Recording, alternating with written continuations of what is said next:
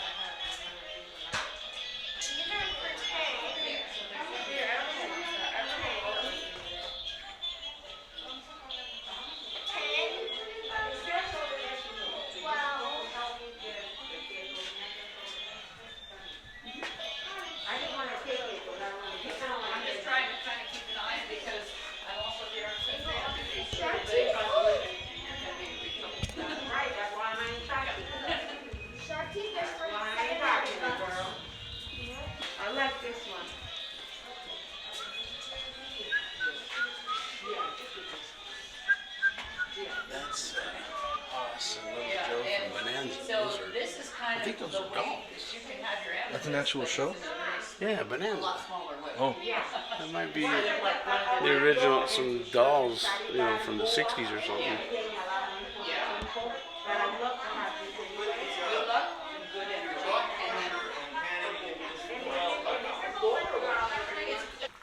Have you been through the mine already? Apparently we have, but I don't recall. I will with my father, but it's the same one, but I don't recall Oh, but any not of it. today. No.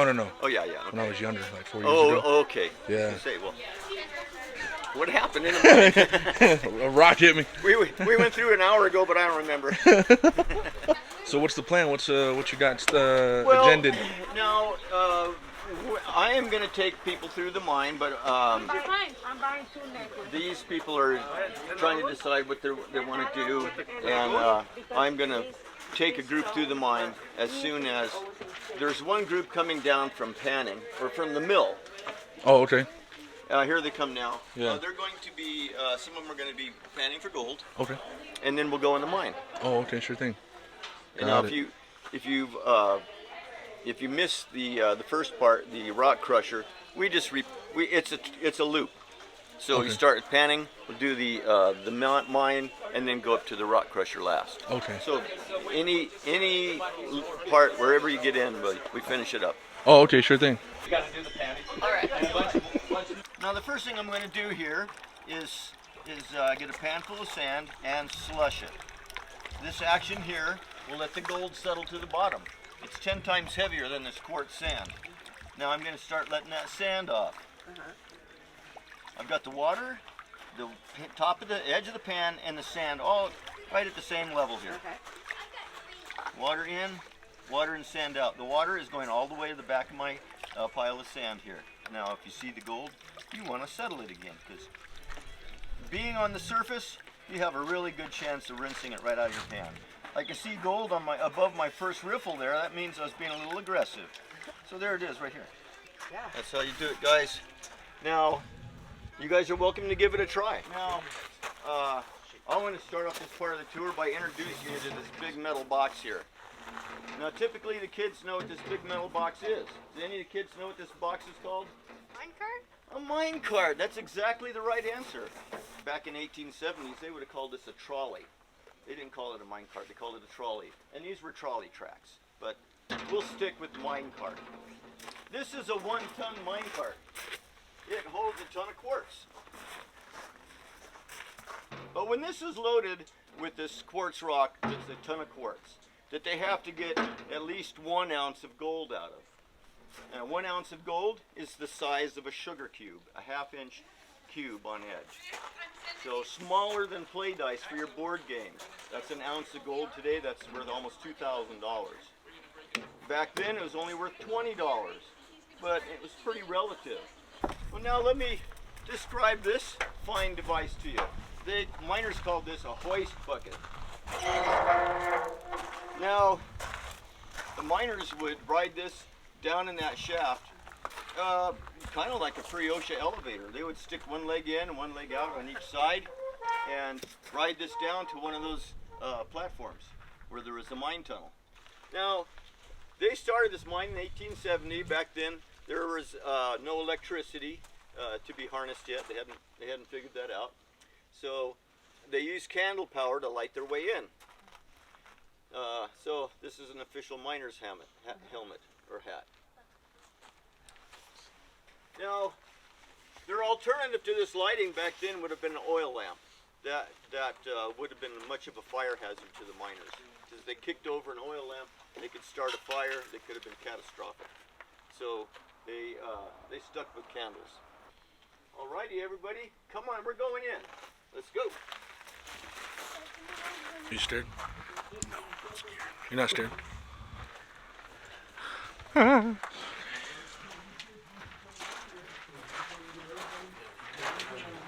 Dang, this is gonna hit my head. In 1870, in that spring of 1870, the prospectors started scouring the surface looking for quartz. They knew it was the source of the gold.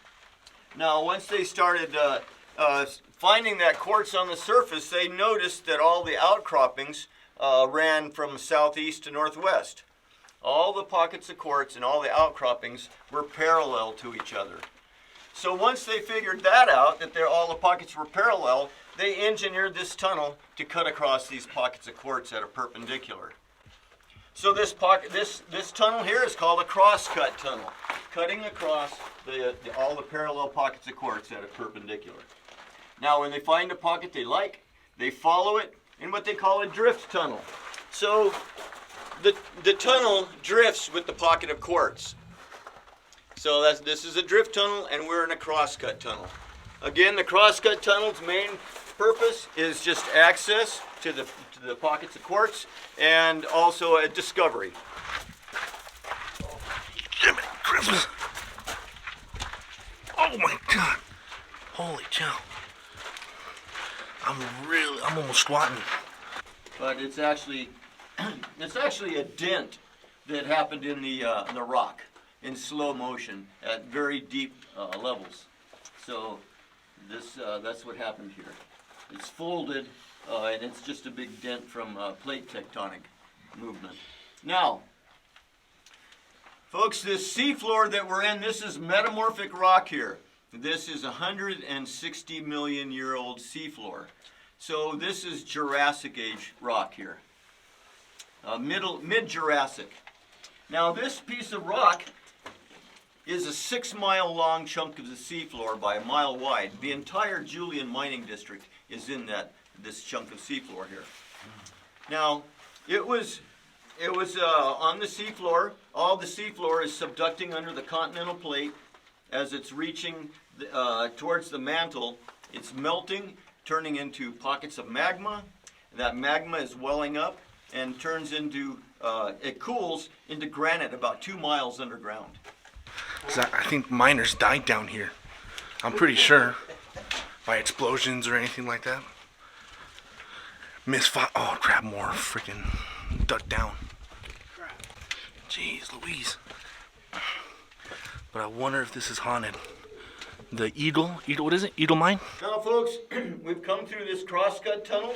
We've almost come to the end of this crosscut tunnel, and we're going to transition into a drift tunnel. One more point here, folks. Right here is a pocket of quartz that they left behind because it didn't have 1 ounce of gold per ton.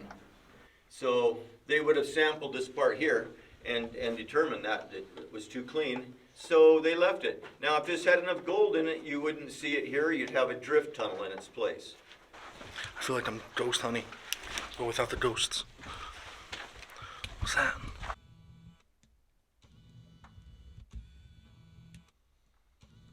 So now this machine here was brought in here in 1896. It's a very early internal combustion engine. Runs on gas or even whiskey. So so at each of the 5 levels below, there would have been a platform similar to these beams that are here, and so that the miners could have stopped at that any of those levels and gotten out to load that bucket with quartz. They had a bell at each of those levels so they could communicate with each other in a fashion similar to Morse code. And they had this chart at each of the levels too, so they didn't misspell their messages. So for instance, if the operator heard those miners ring 2 bells in one, he knows that they loaded that bucket with quartz. He can full speed it out. Whereas if the operator hears 3 bells in one, he knows it's the men in the bucket. He's going to bring the miners up nice and slow.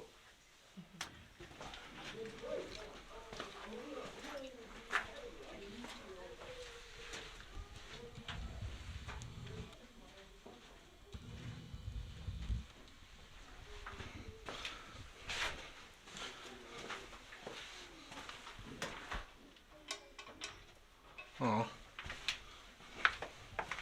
Can't ring the bell.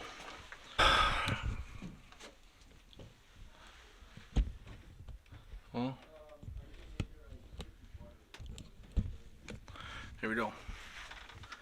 Oh, jeez. Oh. Hey, Beanbag. Come on up. Welcome to the underground foreman's office. So is the underground, because these miners had a candle on their hat. But it turns out they had a spare in their pocket, which might not fare well in their pockets, could get crushed during the day.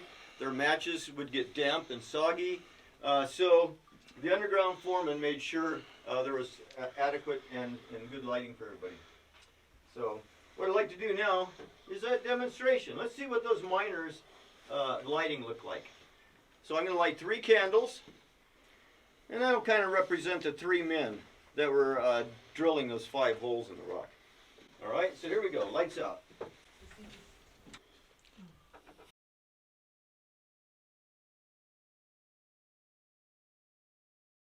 Well, that's plenty of light to see your partners. It's enough light to see the chisel you had to strike. Folks, your eyes are going to adjust to this in a matter of minutes. And actually by 30 minutes, your eyes will completely have adjusted to this light, and they'll see more like twilight. So it was a lot lighter than this once these miners got started. But let's go one step further now. 3 miners. They just finished drilling these 5 holes. Now they go to exit. One of them has to go pick up some tools in the back of a mine. So let's see what one miner light looked like. Okay, not bad. He can still see everybody. But what happens if this miner then brushed up against a low overhead and snuffed his candle out? It got really dark for him. Shall we see? Let's see. Here we go. Ooh. Okay, you guys turn off your phones because everybody's glowing. Yeah. So come on this way. Will there be any more ladders? No more ladders. All right. So everybody, this is a depiction of the mountain here. This would be like an elevation plan. You got 5 pockets of quartz here in the mountain, and you have this horizontal line representing the crosscut tunnel or the Eagle mine we came through downstairs. So we're right here right now, and we will be following this pocket of quartz the rest of the way out.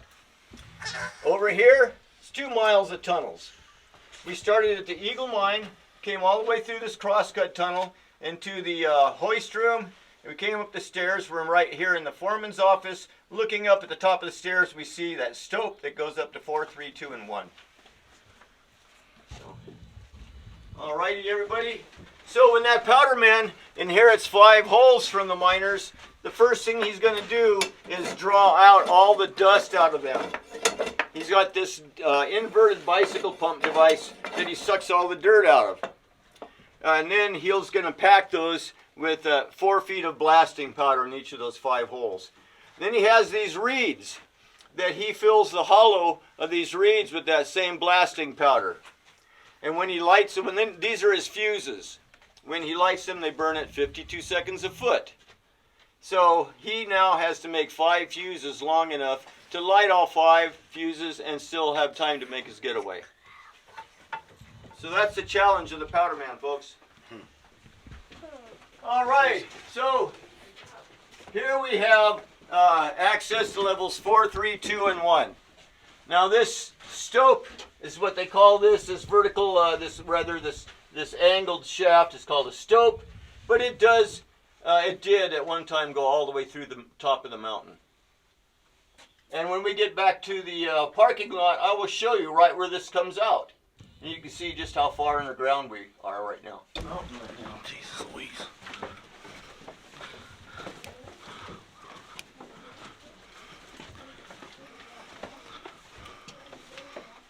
I'm also guessing the majority of miners were short. They were all about 5 footers. 5 footers, yeah. They were 5 footers. Okay. All right, any of you kids need to use the toilet? Now, were there dynamite accidents in these mines? Not that I know of, and I don't know when they started using dynamite as compared to black powder. Oh, really? Oh, okay. Because originally in dynamite was created or invented or what are you going to call it in 1870. Oh, At the okay. same time this mine was being dug, so they probably didn't have dynamite right away.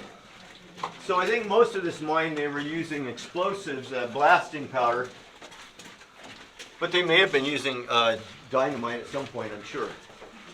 The holes would have been a lot shorter. They would have only needed like a 6-inch hole or something like that for dynamite, or a foot deep instead of 4 foot deep.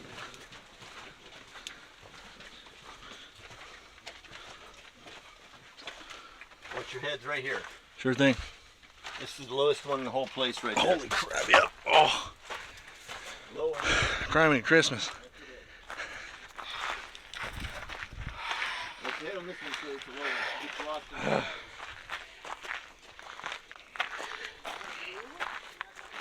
Well, you guys, hey, we have just enough time to get a picture in the mine cart. No pun intended. So, pun intended. So climb in, folks, or one at a time. Don't be shy. Yeah, get in, it'll bust loose and I'll end up Roll down. back down in San Diego. How was that? Informative. Put your hands in Let me catch my breath. the I'm in the mountains. Now, by chance, this mine isn't haunted, is it? Not that I know of. Okay. They did lose a couple men in 1906. Oh, yeah? When they were down on level 11. Level 11 is in the aquifer. It's in water. Yeah. So their shoring started sagging, and they had a whole crew. There's like 4 men down there trying to beef up the shoring, and it collapsed on them and it killed 2 men. Dang. So 1906, they closed the mine. This is called a 5-stamp mill.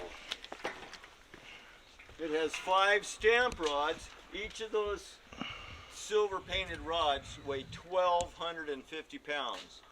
That's a big hammer. That is a huge hammer, massive, coming down on this quartz rock. So folks, this machine was powered by a wood-fired steam engine that rotated that flywheel, and that camshaft would rotate, lifting those rods and letting them free fall onto this quartz, crushing it to a fine powder like baby powder. Well, now you had this amalgamation plate, a copper with the mercury on it and all those metal particles all stuck together.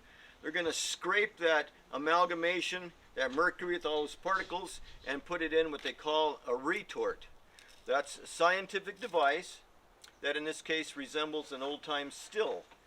It was a kettle or a crucible with a sealed lid and a vent tube. They heated that amalgamation, that mercury with all those particles, to 900 degrees in that retort. You said it was a ton of quartz to get that little sugar cube. That was their break-even point. Wow. So yes, that if they took out a ton of quartz and got an ounce, reluctantly they would keep going with that pocket of quartz. If they got less than that, they would probably try to find Seems another. like a lot of labor for a little sugar cube of gold. Right. Well, that was worth $20 back then, and that's. Right. But they didn't want 1 ounce. They wanted 3 or 4. Okay. But that would just go like, well, you know, it's like a carrot. Right. They're going to keep going. Right. Speaking of carrots, the purity of gold is divided into 24. So 100% gold is 24 karat. 50% gold is 12 karat. Now these are used items here. You can see with the stamp pad, it was brutal. It was so loud you could hear this 7 miles away down in Santa Isabel. Dang. Crazy, yeah. Yeah. So the people in Julian, they must have just gotten used to it. And probably when it stopped, they woke up and go, "What's that noise?" It turns out the first one to find gold, or rather to make a claim on hard rock mining, was Drew Bailey. He and his brothers and his cousins had just showed up here from Atlanta. They traveled west, so that's how Julian got his name in here in the first place. Later on, it was actually in 1874, Drew Bailey then homesteaded this area. He claimed 160 acres. Now, instead of turning it into a ranch, he laid out lots and streets and gave away deeds to anyone that would build on his new lots and streets. So he was a magnanimous fellow. He's given people deeds for building a house on his property. Find a pocket of quartz they like, they